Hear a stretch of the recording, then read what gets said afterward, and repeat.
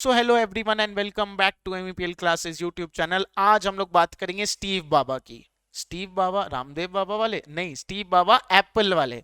Yes, उससे पहले हम लोग बात करेंगे विजन एंड मिशन स्टेटमेंट।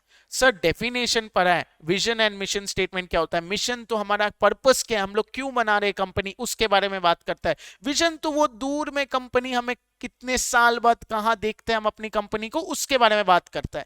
लेकिन सर एक्चुअल वर्ल्ड में इसका कोई सिग्निफिकेंस है? नहीं सर, एक्चुअल वर्ल्ड में इसका कोई सिग्निफिकेंस नहीं है, क्योंकि मेरे भैया ने बोला है कि यस, ये तो सिर्फ आपके ऑफिस के वॉल्स में लिखा रहता है, और आपके बॉस को अगर आपके काम में गलती निकालनी है वो तो ऐसे भी निकाल लेगा। तो basically vision and mission statement तो कोई काम का नहीं हुआ। लेकिन नहीं, ये बात नहीं है। एक्चुअल वर्ल्ड में विजन एंड मिशन स्टेटमेंट बहुत बड़ा रोल प्ले करता है। वो वही स्टेटमेंट है जिसके बेसिस पे आपने अपना बिजनेस या जिस बिजनेस में आप एंटर हुए वो बिजनेस सेटअप हुआ था। यस, उस स्टेटमेंट के भरोसे ही पूरा बिजनेस को सेटअप किया गया है। जैसे आपके स्कूल लेवल के पढ़ाई के भरोसे ही आप अपने प्रोफेशनल करियर को सेटअप करते हैं। तो अगर आप स्कूल में हैं तो ये बात भी याद रखिए कि स्कूल की पढ़ाई ही आपके आगे प्रोफेशनल करियर में सेटअप करेगी। एंड अगर आप प्रोफेशनल करियर में हैं, आप ये वीडियो देख रहे हैं, तो ये ध्यान रखिए कि स्कूल में जो गलतियां हुई है वो यहाँ पे आप ना करें। तो विजन एंड मिशन स्टेटमेंट पे वापस आते हैं। वो वैसे चीजें हैं जो हमें अपना बिजनेस के फाउंडेशन में काम करेंगे। सर आपने बोला स्टीव बाबा के बारे में बताएंगे, आप तो अलग ही चले गए। कोई बात नहीं, हम अभी आते हैं स्टीव बाबा के बारे में। स्टीव बाबा ने क्या हुआ, या स्टीव बाबा के एप्पल कंपनी के साथ क्या हुआ। उन लोग स्टार्टिंग में बहुत सही चल रहे थे, क्योंकि उन लोग स्टीव के अंडर में थे। उन लोग मिशन एंड विजन स्टेटमेंट उसी ने बनाया था, तो उसके भरोसे चल रहे थे। लेकिन उसके बाद क्या हुआ, 1984 में स्टीव बाबा को ही कंपनी से निकाल दिया। यस, एप्पल कंपनी से स्टीव बाबा को निकाल दिया। तो उन्हें तब क्या फील हुआ होगा? गजब बेइज्जती है। यही कि हाँ, यही वाला फीलिंग।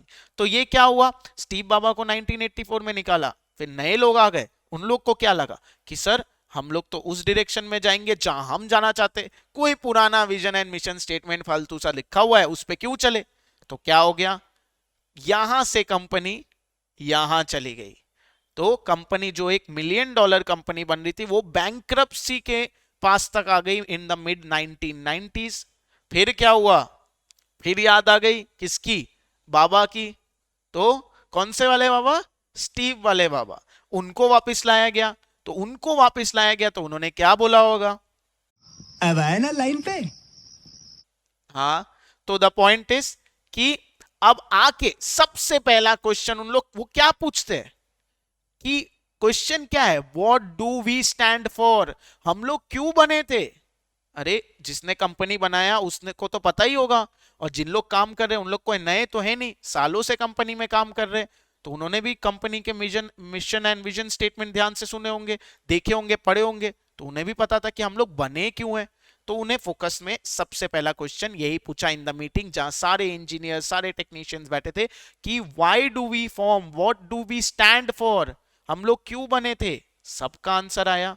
सबका आंसर क्या आया कि हम लोग, मेरा माइंडसेट क्या था हमारे कंपनी का, थिंक डिफरेंट, हम लोग कुछ नया करने के लिए बने थे। जिस चीज से हम लोग दूर जा रहे थे उस चीज के लिए हम लोग बने थे। तो विद इन 2 years क्या हुआ, the company with exact same resource, same engineers, same product, changes लेके आए। चेंजेस किस तरीके से लेके आए, थिंकिंग में चेंजेस आए। वो थिंकिंग में चेंज लाने से क्या हुआ, वही आदमी जिसने मिशन एंड विजन स्टेटमेंट लिखा था उसने पूरा प्रोसेस को with the same personal same factors of production पूरा चेंज किया और ऐसे प्रोडक्ट्स बनाए कि उसके बाद क्या हुआ ये तो स्टोरी में आपको पता ही है कि फिर एप्पल को कोई पकड़ नहीं पाया उस रेस में। लेकिन वहां खत्म नहीं हुआ।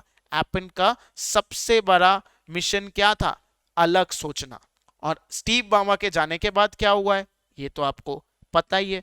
तो अगर प्रीवियस 2 केस स्टडीज के जो हम लोग ने पढ़े थे लिज्जत पापड़ वाले उससे कनेक्ट करें तो क्या देखने को मिलता है कि लिज्जत पापड़ भी mission and vision statement follow कर रही है। यही रीजन है कि एप्पल जैसे अप डाउन अप हुआ, लिज्जत पापड़ अप ही रहा। क्यों, क्योंकि 63 इयर्स एंड इतने ब्रांचेस होने के बाद भी Lijjat papad still following his principle, that its principle is Sarvodaya, मतलब प्रोग्रेस फॉर ऑल, सबकी भलाई। तो although Lijjat papad modernization हुआ, ऑटोमेशन लेके आया, लेकिन स्टिल उन लोग ने ये चीज ध्यान में रखी जो मैंने आपको पहले वीडियो में ही बताई थी अरे आपने पहला वीडियो नहीं देखा है तो जल्दी से जाइए MEPL क्लासेस चैनल में, आपको लिज्जत पापड़ केस स्टडी के ऊपर, बिजनेस मॉडल के ऊपर पहला वीडियो मिलेगा एंड सप्लाई चेन के ऊपर दूसरा वीडियो मिलेगा। तो नाउ द पॉइंट इज कि उन लोग ने क्या स्ट्रैटेजी रखी थी कि not to make money but to empower women. उनका मेन फोकस प्रॉफिट मैक्सिमाइजेशन नहीं था, एम्पावरमेंट ऑफ वुमेन था। तो वो आज भी चलता आ रहा है। ऑल दो ऑटोमेशन के लिए उन लोग ने नए नए मशीन्स लेके आए, लेकिन स्टिल उन्होंने ये ध्यान दिया कि हमारे नए मशीन लाने से किसी भी वुमेन की जॉब नहीं जानी चाहिए, किसी को बाहर नहीं निकालना है। क्यों? क्योंकि उससे जो हमारा मेन मोटिव है, जो मेरा मेन विजन या हमारा मेन विजन था, वो क्या होगा? हैम्पर होगा। इसीलिए आज ये कंपनी अप डाउन या फ्लक्चुएशन से दूर, स्टैग्नेंट या स्टिल ग्रोथ पोजीशन में है, कभी भी डाउन नहीं आए, जो एप्पल के केस में हुआ। तो in this way we can understand कि हमारा जो मिशन एंड विजन स्टेटमेंट है वो हमारे कितने काम आता है। तो ऐसे वीडियो अगर आपको और पसंद आए तो आप इसको वीडियो को ज्यादा से ज्यादा दोस्तों से शेयर कीजिए, लाइक कीजिए एंड कमेंट बॉक्स में लिखिए कि एप्पल, लिज्जत पापड़, इसके बाद आपको कौन से कंपनी के वीडियो देखना है और कौन से कंपनी के केस स्टडीज के बारे में जानना है। ठीक है, till then take care, bye bye. आपके हेल्प के लिए राइट साइड वाले वीडियो को आप देख सकते हैं for business model and left side वाले वीडियो को आप देखेंगे for supply chain management of Lijjat papad.